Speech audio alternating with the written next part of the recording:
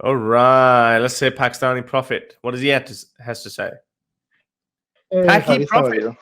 Very good. What would you like to say? Outfit. Actually, it's my brand name now, so maybe I'm gonna start soon YouTube channel. Good. Good. Good. You should do it. Paki Prophet. I mean, that looks like Moses in the picture, though. Yeah. Anyway, actually, I want to talk about this. Let me remind you. Just 10 seconds. What thinking? I can't hear you properly. Do you hear me now? Yeah, I can hear you, but it's like I think you look away or something. You're probably mumbling in your mouth. Right. Oh, sorry. Yeah, I was thinking about this. Yesterday I was watching a video from David Wood, and he was mentioning some developments happened about the ex-Muslims because he was saying that 2020 was the greatest year for the ex-Muslims to rise. And I also have seen your one of interview with David Wood. Uh, you know what I'm talking about? This guy, YouTuber. He's a Yeah, I know. Christian. I know. Yeah.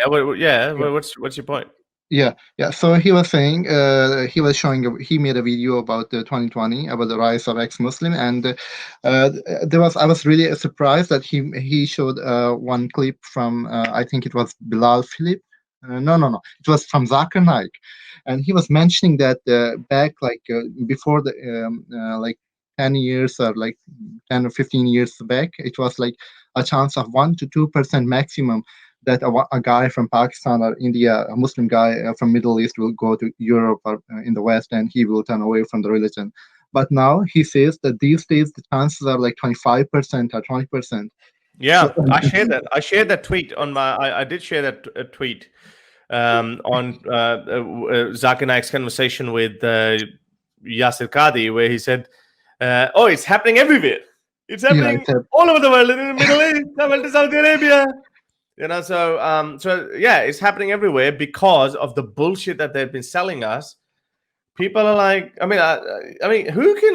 I mean, Zakir Naik is a literalist Salafist, and he believes in this hadith. There's the hadith that I showed you earlier that there got that there is a hang on, where is it?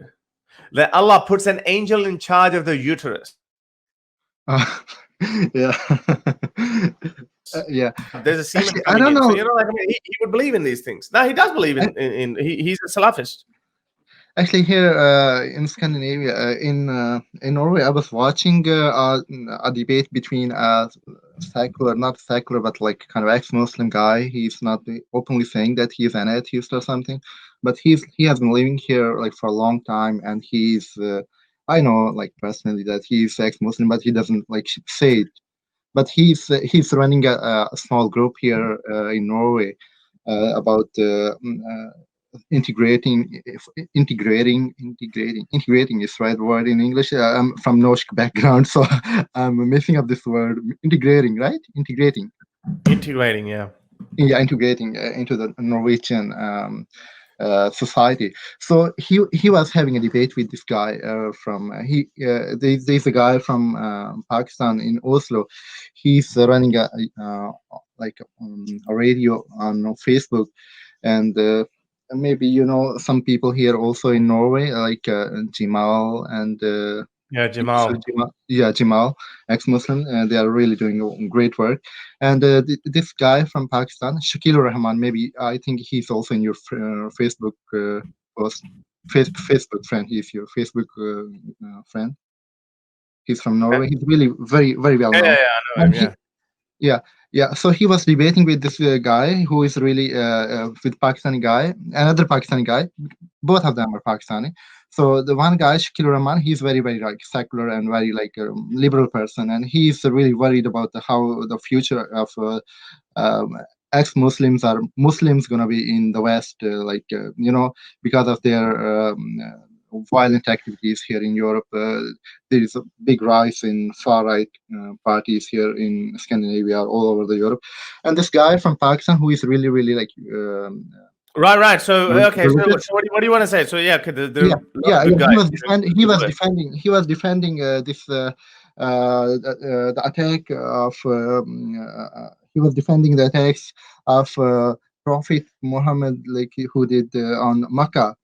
uh, when Prophet was he was in power, and he went back to Makkah, and he destroyed all the idols, he destroyed all the other cultures, and he would just wanted to have Islam all over the Makkah and everywhere when he was in power. And he was saying the same, that he was saying that it is the same. It was just the war. It was just like how people do that time. So my point is like how Muslim can equate this a prophet with people like ordinary people who are waging wars, or for example, America going to Iraq eligibly, if you say, and how they can equate two things, that they are doing wars, and so did prophet. So how he can be a prophet, how he should be a nice, better example for the rest of the life of the Muslims and rest of the life of the humanity. How he can do the same things like how ordinary people do. And so is the case with slavery. The Prophet said, one of the wife of Prophet, she just freed a slave, and the Prophet said, it could be better if you could have given this slave girl to your uncle. I think I'm not sure. It's the Sahih Bukhari hadith. Right. So how you Muslims can see these standards, and they can just quote Well, because it's called dogma, my friend. It's because it's dogma. Their whole existence rely on the fact that they have to believe in this. And now, when these things collide with their modern morality, what are they going to do?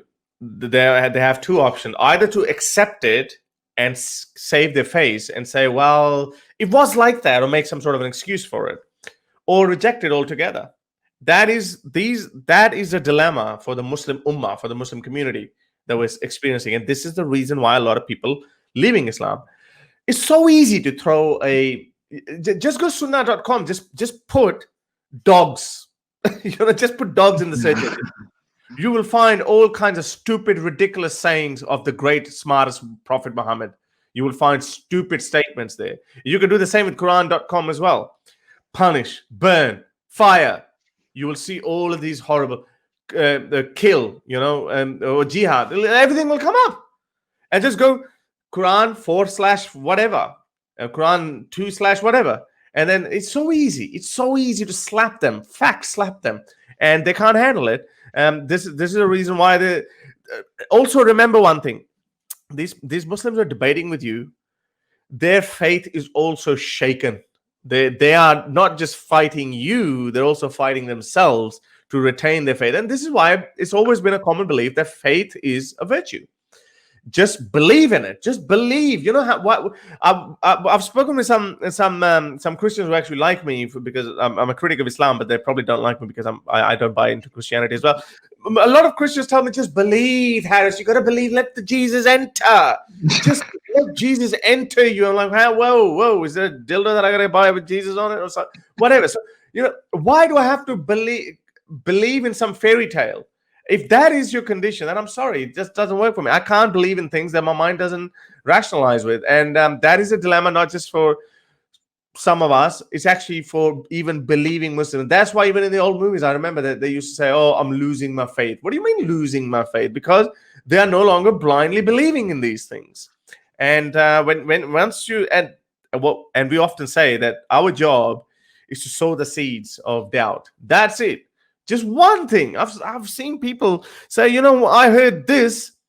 There was this woman. She said, Harris, this Quranic verse says that thoughts come from the heart. How could Allah have said that? And even I was thinking, I was like, maybe Allah said that, like good thoughts, like figuratively we say thoughts come from heart.